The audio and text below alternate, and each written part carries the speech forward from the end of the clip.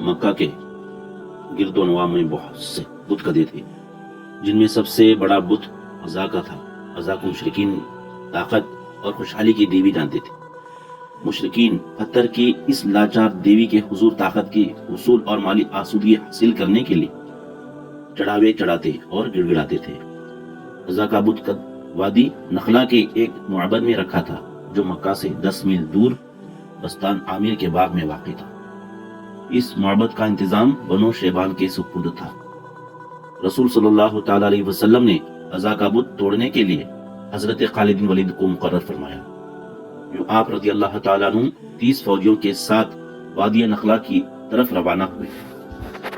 حضرت خالد بن ولید 25 رمضان المبارک کو اس معبد میں داخل ہوئے اور سامنے چبوترے پر رکھا عزا کا بت ایک ہی وار میں زمین بوس کر دیا اور حضور اکرم صلی اللہ تعالی علیہ وسلم کی خدمت میں حاضر ہو کر خبر دی کہ عزا کو خاک میں ملا آیا ہوں۔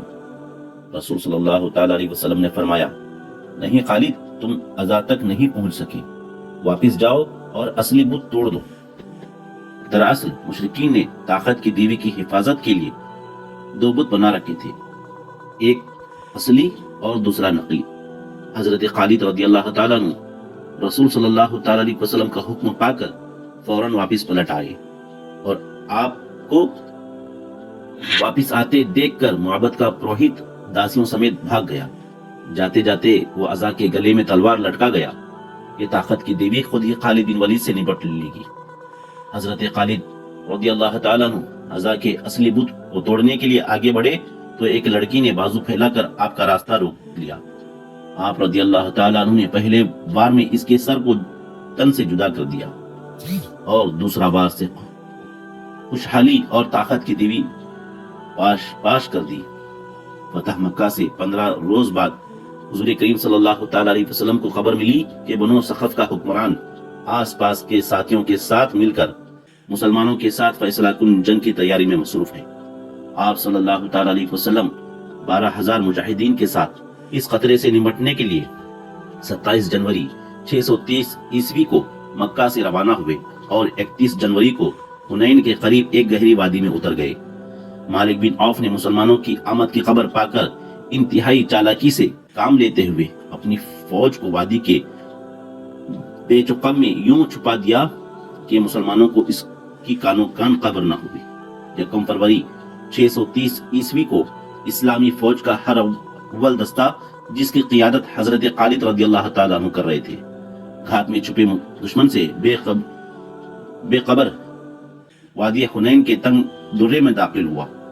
تاک میں بیٹھے دشمن نے اس پر تیروں کی بارش کر دی۔ مسلمانوں کے لیے یہ حملہ قطعی غیر متوقع تھا۔ دوسری طرف مجاہدین کا دستہ جس راستے میں داخل ہو چکا تھا وہ بے حد تنگ تھا۔ مجاہدین پر کئی اطراف سے بے تحاشا تیر برس رہے تھے۔ مسلمانوں کو سنبھلنے کا موقع ہی نہ مل سکا۔ نتیجتاً ہر اول دستے میں بھگدڑ مچ گئی۔ گھوڑے بے قابو ہو کر الٹ پڑے۔ حضرت خالد بن ولید رضی اللہ تعالیٰ عنہ اپنے سپاہیوں کو پکار رہے تھے، لیکن ایسا شور اور افراتفری مچی تھی کہ کوئی آپ رضی اللہ تعالیٰ عنہ کی آواز نہیں سن رہا تھا۔ ساتھ ہی آپ رضی اللہ تعالیٰ عنہ ساتھیوں کی مدد سے حملہ وروں کو روکنے کی کوشش میں لگے ہوئے تھے۔ آپ رضی اللہ تعالیٰ عنہ کی توجہ بٹی ہوئی تھی۔ دشمن نشانہ تاک کر آپ رضی اللہ تعالیٰ عنہ پر تیر برسا رہا تھا۔ کئی تیر آپ رضی اللہ تعالیٰ عنہ کے جسم پر اتر چکے تھے، لیکن آپ ڈٹے ہوئے تھے۔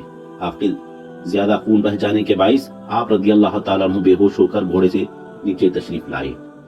اسی دوران ہر اول دستے کے پیچھے آتا اسلامی لشکر بھی اس تنگ راستے میں داخل ہو کر گھات لگائے دشمن کے تیروں کی زد میں آ چکا تھا۔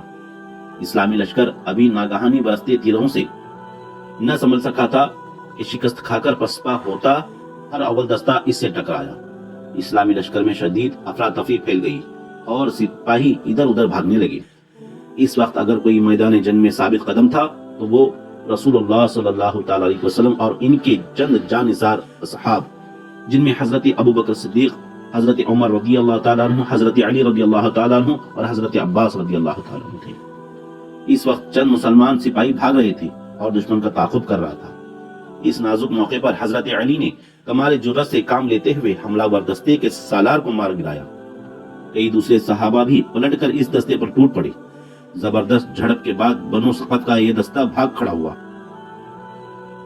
اب جنگ کا پانسا پلٹنے لگا تھا۔ اسی دوران رسول کریم صلی اللہ تعالی علیہ وسلم کی نگاہ درے میں پڑے زخمیوں سے چور بے ہوش خالد بن ولید پر پڑی۔ آپ رضی اللہ تعالیٰ عنہ، آپ صلی اللہ تعالی علیہ وسلم ان کے پاس تشریف لے گئے اور ان کے جسم پر سر سے پاؤں تک پھونک ماری، جس پر حضرت خالد رضی اللہ تعالیٰ عنہ نے آنکھیں کھول دی۔ آپ صلی اللہ تعالی علیہ وسلم نے حضرت خالد بن ولید کی آنکھوں میں آنکھیں ڈال کر فرمایا، خالد اٹھو، مسلمانوں کو تمہاری ضرورت ہے۔ خالد فوراً اٹھ کھڑے ہوئے۔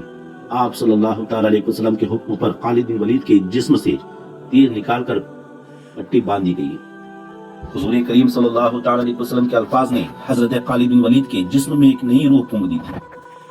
آپ رضی اللہ تعالیٰ عنہ اٹھ کھڑے ہوئے، تلوار سنبھالی اور گھوڑے پر سوار ہو کر دشمن پر ٹوٹ پڑے۔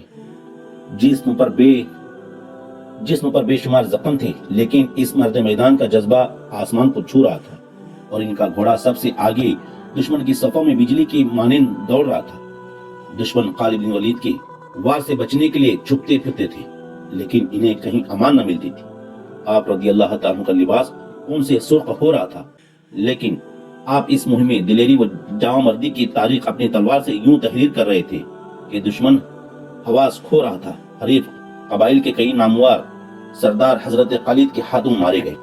دشمن پر حضرت خالد کی اتنی دہشت بیٹھی تھی کہ کچھ ہی دیر بعد دشمن کے آگے بھاگ رہا تھا اور حضرت خالد رضی اللہ تعالیٰ عنہ کا دستہ ان کے تعاقب میں تھا۔